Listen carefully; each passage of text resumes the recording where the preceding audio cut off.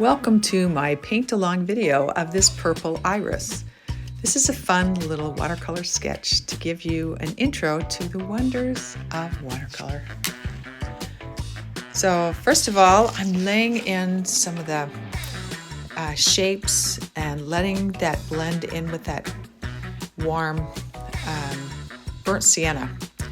Sap green and that burnt sienna needs to just flow into each other, so it's got that nice little watercolor wet into wet technique.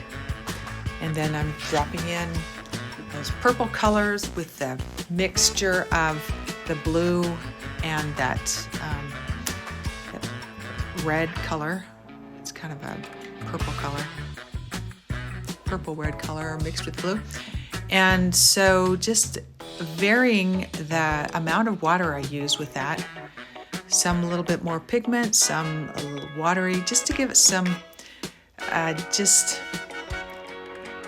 variety, not just one color. The wet into wet gives you that ability to do that. You just wet the area first, and then you put strong pigment right over that wet and just let it flow into each other. It's a fun technique. It's what separates watercolor really from the other mediums. And as you can see, I'm going around some white little areas. I call those sparkles.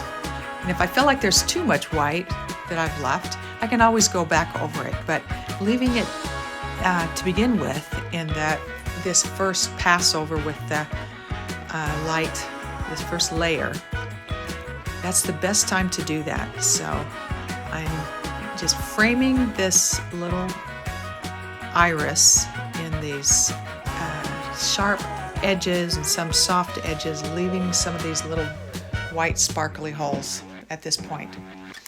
And so with watercolor, you start out with one layer, not using a lot of paint. This is more water and paint mixed together with the first layer.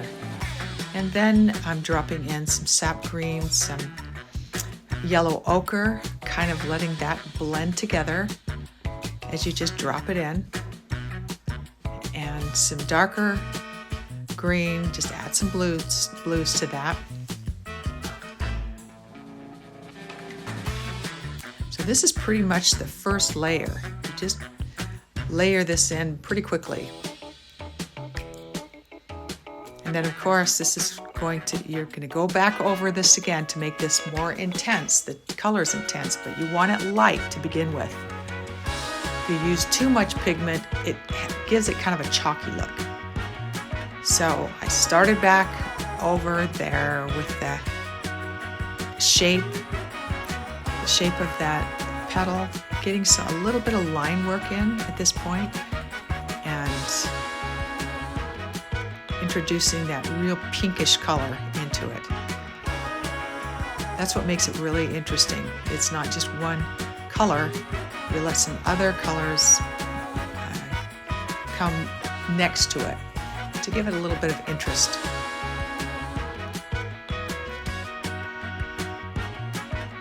And if you feel like it's too much paint, then clean up your brush, wipe it down, and just kind of lift it out a little bit. Just disturb it with your paintbrush a little bit.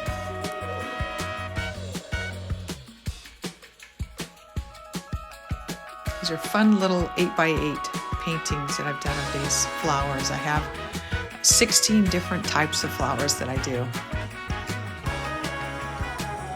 They all kind of go together because I use the same palette of colors. Here's some more dark purple to make that really pop out, because that's the petal in front.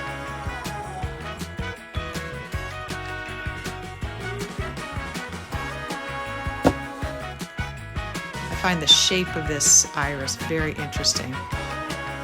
To me, it's all about shape. Shape makes it really interesting. And if it's not an interesting shape, I make it an interesting shape.